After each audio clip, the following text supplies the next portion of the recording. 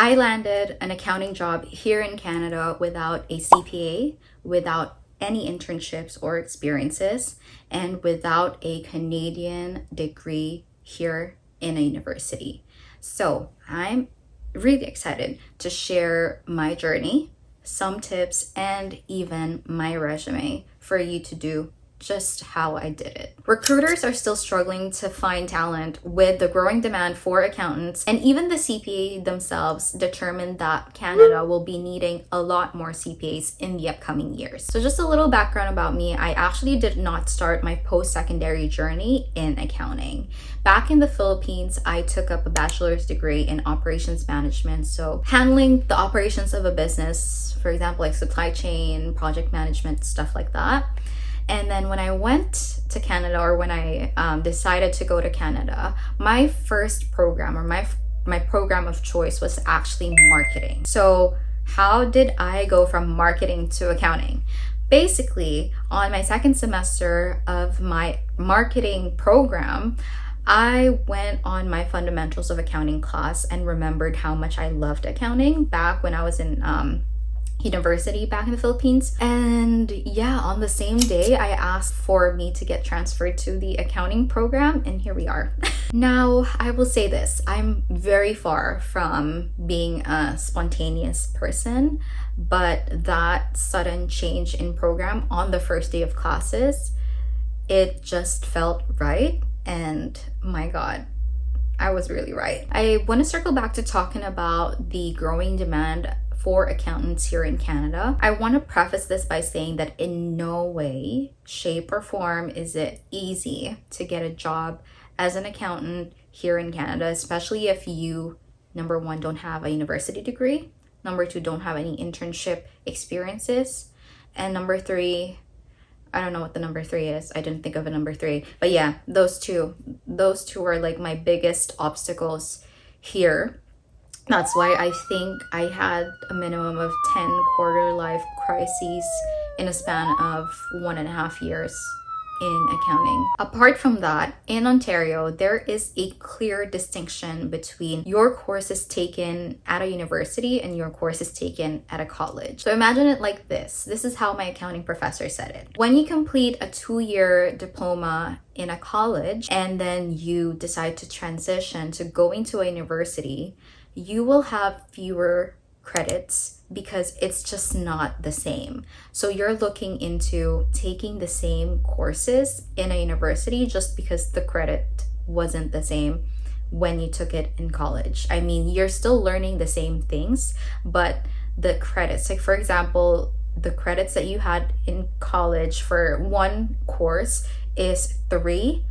In a university, that'll be maybe 2 credits, which is not enough for one course. And to make things worse, if you're taking a 2-year diploma or a 3-year advanced diploma, you'd be competing with university students who are miles ahead of you in completing the CPA designation, because once they complete their university degree, they already have completed all the prerequisites for the CPA, like the first phase of the CPA, of getting your CPA designation. You're a 2-year diploma holder, 3-year advanced diploma holder, and then you have to go to university and take the same courses again. It's hard out here, guys. Just to like level your expectations a little bit, if you're planning on taking a 2-year diploma or a 3-year advanced diploma here in Canada, especially in accounting, I wouldn't suggest for you to aim for the big 4 accounting firms. I mean, it's not impossible. That I will tell you, it's not impossible, but it might dishearten you a little bit, because that's what happened to me. So that's just like a little bit of truth with taking 2-year or 3-year diplomas as opposed to completing a full degree here in Canada, specifically for accounting. So now that I've discouraged you a little bit, I want to lift you up again and say it's not impossible, because I did it.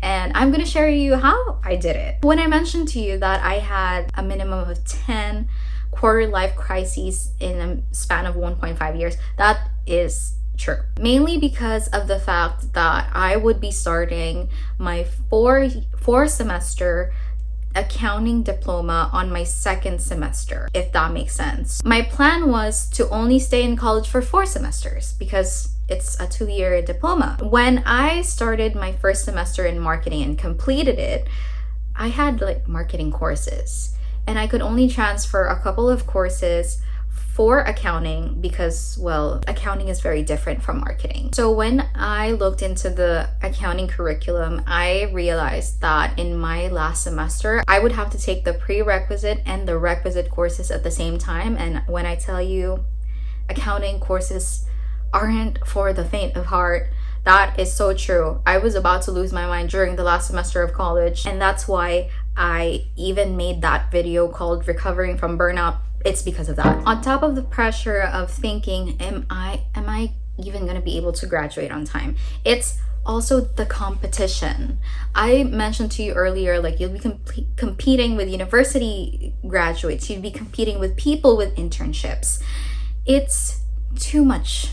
The competition is too fierce. So what I did was to essentially step back, think of like, what really are my goals? What do I want my 5-year timeline in Canada to look like? To be honest with you, I didn't really come up with a plan other than to take the prerequisite and requisite courses at the same time during my last semester. But you know how I said earlier that I just felt like it was the right decision. I felt like it was right. It was because even though I was about to lose my mind trying to navigate through this really fierce industry, opportunities just kept on landing on my lap. Okay, so before we talk about the opportunities, let's talk about how I decided to leave my retail job. In my last video, I opened up about how when I switched jobs from retail to more in line with my career, it was a really difficult decision. However, I really convinced myself that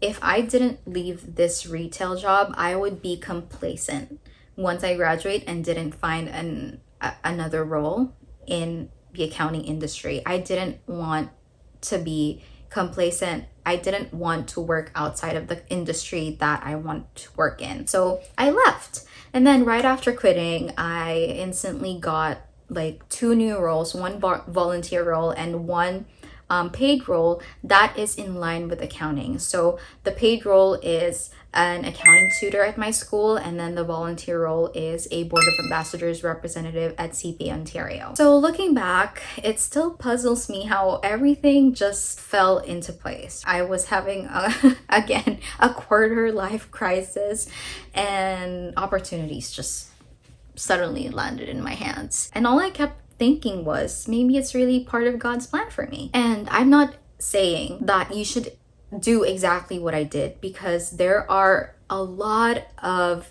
other ways to make sure that you create an edge for yourself in this industry. You can be involved in your school's student organizations. If there's an accounting club in your school, you can participate in it, be the president or whatnot. You can also participate in case competitions. I just didn't take these paths because there was no active accounting organization in my school, and case competitions didn't interest me a lot. I would rather have to deal with it in real life, because that's when my problem solving skills really work. But in case competitions, I'm like, yeah, but did this really happen though? It's my concept of reality. If it's not happening in front of my face, it's not happening. But what I heavily recommend though is whatever path you choose, whatever opportunities you take in, make sure that you put your heart and soul into it. Put your 100% into it. If you can, put 110% into it. I'm very proud to say that I ended my tenure as a Board of Ambassadors representative for CP Ontario, reaching 150%, way above our goal for that year. And I've also ended my employment as an accounting tutor with numerous students who passed their accounting courses when they thought they wouldn't pass. So I'm really proud of that. Okay, so now that I've told you how I did it, I want to share where I'm at now. I'm currently a part-time junior accountant for a CPA, and I can never be more grateful for my boss who accepted me when all I had in my resume was grit. That's it. I had no experience, I had no internship, nothing, just pure grit. And what I love about my job is that I get to learn more every single day. I started with admin stuff like organizing files or inputting data, but after just a few weeks of being in the role, my boss was kind enough to let me take on the bigger tasks like tax filings, preparing financial statements, preparing bank reconciliations, and preparing HST remittances. So I really can't stress enough how grateful I am for my employer, because not only was I able to build up my resume, I can't believe someone believed in me when I didn't have anything. So although I'm in this like very good position in my life, I would say I can't help but look back and think about what I wish I knew and what I wish I did, just to kind of position myself a little bit better in the industry. And I'm telling you this because since I missed my chance, now you can do it and not miss your chance. Okay, so first and foremost is taking summer internships. My boyfriend did this and he did amazing. And now he's got an amazing role with one of the top 5 banks in Canada. Very, very proud of him for that. That's what I did not do. And that's what I'm telling you guys to do. Take advantage of that 3-month period where you do not have school. If you go to Canada and study on the fall semester, you'll have a mandatory, not mandatory, but you'll have a summer break, like a real summer break. But if you start on the winter semester, you're gonna have to take that summer semester. So yeah, little tip, take the fall semester and then have an internship in the summer. Before coming to Canada, a lot of people have been telling me, get the program with the co-op or get the advanced diploma, and my heart just wasn't in it. Okay, number one, I just graduated college. I was very burnt out then too. So I was like, I'm gonna take the shortest road that I could take and just get on with it. I don't care. So I took the 2-year diploma with no like co-op, with no work experience whatsoever. I didn't know that co-ops were different from internships, because with co-ops, you can't get into a company that are asking for co-op positions if you're not in the co-op program. But with internships, you can. Like, you literally just have to apply and then you'll get the internship. And I'm like, oh, why did I not take advantage of that? Yep. So I'm telling you, take advantage of the internships. Another thing that I wish I did more was to trust God. Like, just let him do his thing. Let him guide me to his plan for my life. I think I've stressed more than I should have stressed, and I shouldn't have. I know quite a few people who don't believe that there is a higher being. I mean, yes, I believe that it's true that we won't get to where we are without our hard work. But it can also be true that everything is just falling into place because there's a higher being that is guiding us to where we should go. So personally for me, apart from working my ass off and like burning myself out trying to stand out to get into the accounting industry, I also believe that God has a plan for me and for my life. And the reason why I'm here, the reason why I'm successful, not really successful, but on the way to success, is because of God. Okay, now for the last part, and I think my favorite part, and I think it would be your favorite part as well. Resume, all about the resume tips. I'm also gonna show you what my resume looks like. But before I give you my resume tips and my resume, I want to let you know that I'm only sharing this because I have personally witnessed my resume work, and my boyfriend also uses the same resume template, and it worked well for him as well. He told me he started to get interviews once he started to use that resume template. And for me personally, I've had 7 interview invites so far. I've actually had to turn down like a lot of them because I already have a job. But yeah, I'm just telling you it works. Okay, so now let's head on to the tips. Tip number 1, ask for other people's resume. I think I've asked, how many people have I asked? Oh no, I think I only asked one person for their resume. And well, I think I asked the best person for it because number 1, they're in the same industry. Number 2, they got into the big 4 firms, accounting firms. And yeah, that's all I needed. So I asked for that person's resume and I learned some tips as to how to improve my own resume. Until now, I still use their strategies, their resume strategies, and even cover letter strategies. Next, and I feel like this is a very underrated strategy or tactic, and it's to ask your school's career services. You don't know how much of a help they can give for you to stand out in the role that you want to be in. They are HR professionals who just want people to get hired. So take advantage of your career services if you're still in school. With my school, which is George Brown College, they also conducted mock interviews. So take advantage of that. Take advantage of all those things. And last but not the least, it's to put your personality in your resume. I've never wanted my resume to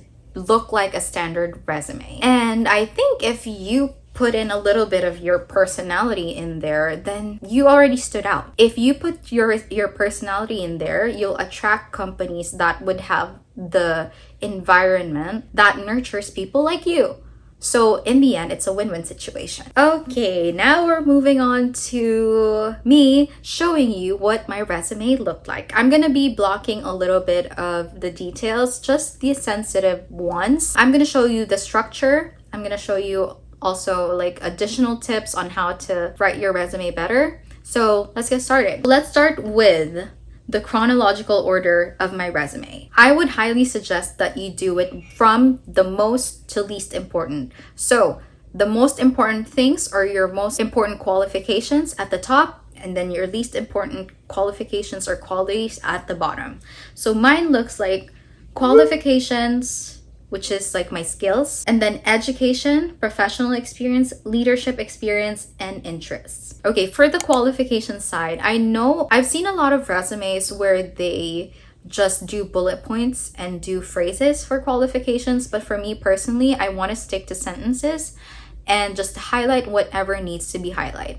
The reason is because when you're making a sentence, you're telling a story. And if you can bundle up a couple of qualifications in one sentence, that would be so good. Next, education. Of course, if you have a high GPA, go put it there. If you have distinctions, go put it there. If you have relevant courseworks or you have projects that you want to flaunt, go put in there and use the hyperlink. I mean, I'm not sure if the hiring managers or the recruiters check it, but I still take my chances. Okay, next, for experience, quantify whenever you can. And of course, hype yourself up, but never ever lie about whatever you did, about your responsibilities in your role. And last but not the least is the added flavor in my resume, which is my interests section. And when I told you earlier to add personality, that's my personality. I'm a very minimalist person, so my resume looks very simple, but my personality are my interests. And that concludes this video. I hope I was able to help even just a little bit by sharing my story, sharing my resume, and sharing some tips with you guys. So just remember, do your best. And if you're building your resume right now, drop a comment, tell me anything that you need help with. I'd love to support you in any way I can. All right, I'll see you in the next video. Bye!